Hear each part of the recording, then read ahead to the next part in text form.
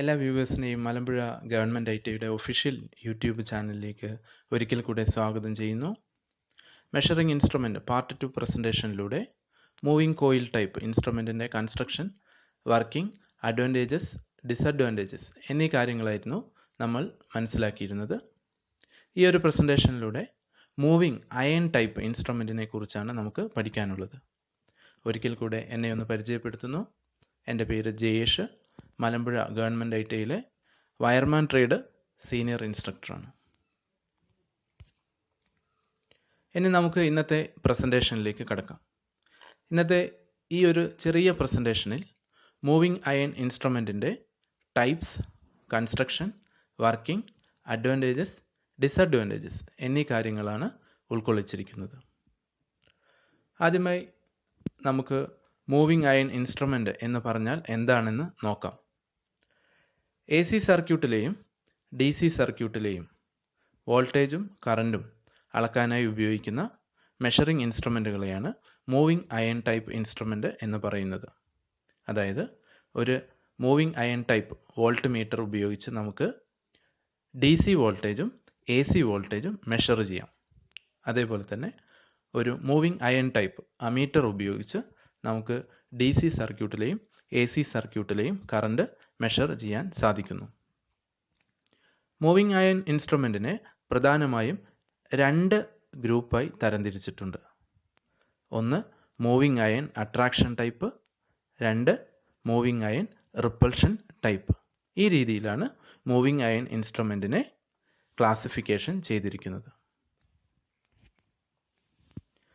അടുത്തതായി moving iron ഇൻസ്ട്രുമെൻറ്റിൻ്റെ principle of operation എന്താണെന്ന് നോക്കാം. മാഗ്നറ്റിക് അട്രാക്ഷനെ അടിസ്ഥാനമാക്കിയാണ് moving iron attraction type instrument work ചെയ്യുന്നത്. അതായത് അട്രാക്ഷൻ ടൈപ്പ് ഇൻസ്ട്രുമെൻറ്റിൻ്റെ വർക്കിംഗ് പ്രിൻസിപ്പിൾ എന്ന് പറയുന്നത് മാഗ്നറ്റിക് അട്രാക്ഷൻ ആണ്. അതേപോലെ തന്നെ റിപ്പൾഷൻ ടൈപ്പ് ഇൻസ്ട്രുമെൻറ്റിൻ്റെ വർക്കിംഗ് പ്രിൻസിപ്പിൾ എന്ന് പറയുന്നത് സെയിം മാഗ്നറ്റിക് ഫീൽഡിനാൽ മാഗ്നറ്റൈസ് ചെയ്യപ്പെടുന്ന രണ്ട് സോഫ്റ്റ് അയൺ പീസുകൾക്കിടയിൽ ഉണ്ടാകുന്ന മാഗ്നറ്റിക് റിപ്പൾഷൻ ആണ്.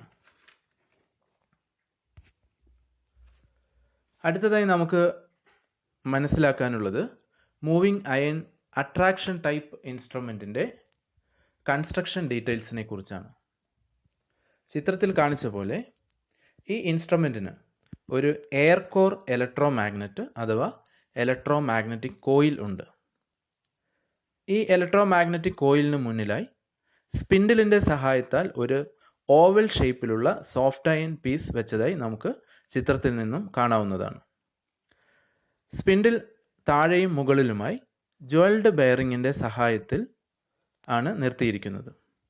ഇൻസ്ട്രുമെൻറ്റിൻ്റെ പോയിൻ്റർ ഗ്രാജുവേറ്റഡ് സ്കെയിലിൽ മൂവ് ചെയ്യാൻ പാകത്തിൽ സ്പിൻഡിലിൽ അറ്റാച്ച് ചെയ്തിരിക്കും. കൺട്രോളിംഗ് ഫോഴ്സ് ലഭിക്കുന്നതിനായുള്ള ഗ്രാവിറ്റി കൺട്രോൾ മെത്തേഡും ചിത്രത്തിൽ നിന്നും നമുക്ക് മനസ്സിലാക്കാവുന്നതാണ്. ഇത്രയും കാര്യങ്ങളാണ് അട്രാക്ഷൻ ടൈപ്പ് ഇൻസ്ട്രുമെൻറ്റിൻ്റെ നിർമ്മാണവുമായി ബന്ധപ്പെട്ട് മനസ്സിലാക്കേണ്ട പ്രധാന കാര്യങ്ങൾ.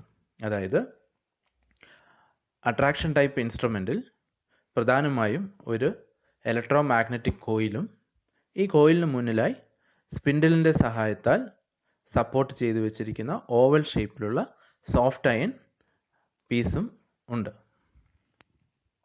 ചിത്രം നോക്കി മൂവിംഗ് അയൺ അട്രാക്ഷൻ ടൈപ്പ് ഇൻസ്ട്രുമെൻറ്റിൻ്റെ കൺസ്ട്രക്ഷൻ വ്യക്തമായി മനസ്സിലാക്കുക.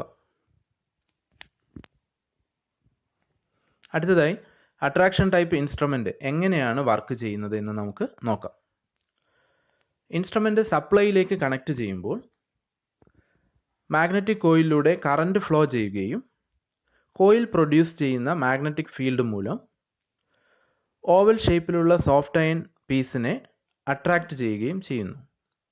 ഇങ്ങനെ സോഫ്റ്റ് അയൺ പീസിനെ അട്രാക്റ്റ് ചെയ്യുമ്പോൾ സ്പിൻഡിൽ മൂവ് ചെയ്യുകയും ഇതിൻ്റെ ഫലമായി പോയിൻ്റർ ഡിഫ്ലക്റ്റ് ചെയ്യുകയും ഗ്രാജുവേറ്റഡ് സ്കെയിലിൽ മൂവ് ചെയ്യുകയും ചെയ്യുന്നു. ഇത്തരത്തിലാണ് ഒരു അട്രാക്ഷൻ ടൈപ്പ് ഇൻസ്ട്രുമെൻറ്റിൽ നിന്നും നമുക്ക് റീഡിംഗ് ലഭ്യമാവുന്നത്. കോയിലിലൂടെ ഫ്ലോ ചെയ്യുന്ന കറണ്ട് AC ആണേലും DC ആണേലും കോയിൽ സോഫ്റ്റ് അയൺ പീസിനെ അട്രാക്റ്റ് ചെയ്യുന്നു. ആയതിനാൽ ഈ ഇൻസ്ട്രുമെൻറ്റ് AC സർക്യൂട്ടിലും DC സർക്യൂട്ടിലും നമുക്ക് ഉപയോഗിക്കാവുന്നതാണ്. ഇത്തരത്തിൽ മാഗ്നറ്റിക് അട്രാക്ഷൻ മൂലമാണ് അട്രാക്ഷൻ ടൈപ്പ് ഇൻസ്ട്രുമെൻറ്റിൽ നമുക്ക് റീഡിംഗ് ലഭ്യമാവുന്നത്.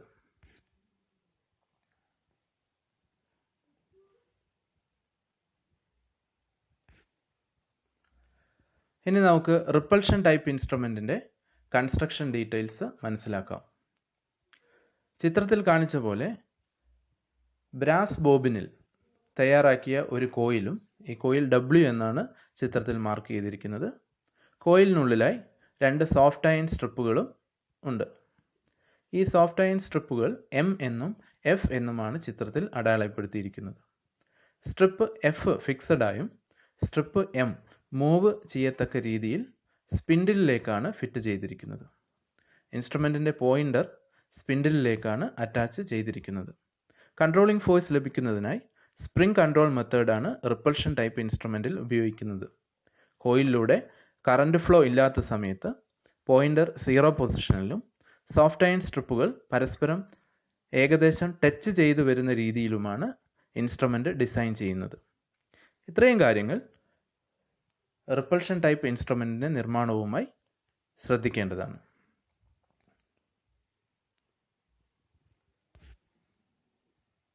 അടുത്തതായി റിപ്പൾഷൻ ടൈപ്പ് ഇൻസ്ട്രുമെൻറ്റിൻ്റെ വർക്കിംഗ് എങ്ങനെയാണെന്ന് നോക്കാം. ഇൻസ്ട്രുമെൻ്റ് സപ്ലൈയിലേക്ക് കണക്ട് ചെയ്യുമ്പോൾ ചിത്രത്തിൽ W എന്ന് മാർക്ക് ചെയ്തിരിക്കുന്ന കോയിലിലൂടെ കറണ്ട് ഫ്ലോ ചെയ്യുകയും മാഗ്നറ്റിക് ഫീൽഡ് ഉണ്ടാവുകയും ചെയ്യുന്നു. ഈ മാഗ്നറ്റിക് ഫീൽഡിൽ വെച്ചിരിക്കുന്ന F എന്നും M എന്നും മാർക്ക് ചെയ്തിരിക്കുന്ന സോഫ്റ്റ് അയൺ പീസുകൾ ഒരേ തരത്തിൽ പോളുകൾ വരുന്ന രീതിയിൽ മാഗ്നറ്റൈസ് ചെയ്യപ്പെടുകയും അവ പരസ്പരം റിപ്പൽ ചെയ്യുകയും ചെയ്യുന്നു. ഇൻസ്ട്രുമെൻറ്റിൻ്റെ മൂവിംഗ് സിസ്റ്റം ഇതുമൂലം ചലിക്കുകയും ചെയ്യുന്നു. ഈ രീതിയിലാണ് റിപ്പൾഷൻ ടൈപ്പ് ഇൻസ്ട്രുമെൻറ്റ് പ്രവർത്തിക്കുന്നത്. അതായത് ഒരേ രീതിയിൽ മാഗ്നറ്റൈസ് ചെയ്യപ്പെടുന്ന 2 സോഫ്റ്റ് അയൺ പീസുകൾക്കിടയിലുള്ള റിപ്പൾഷൻ മുഖാന്തരമാണ് റിപ്പൾഷൻ ടൈപ്പ് ഇൻസ്ട്രുമെൻറ്റ് വർക്ക് ചെയ്യുന്നത്.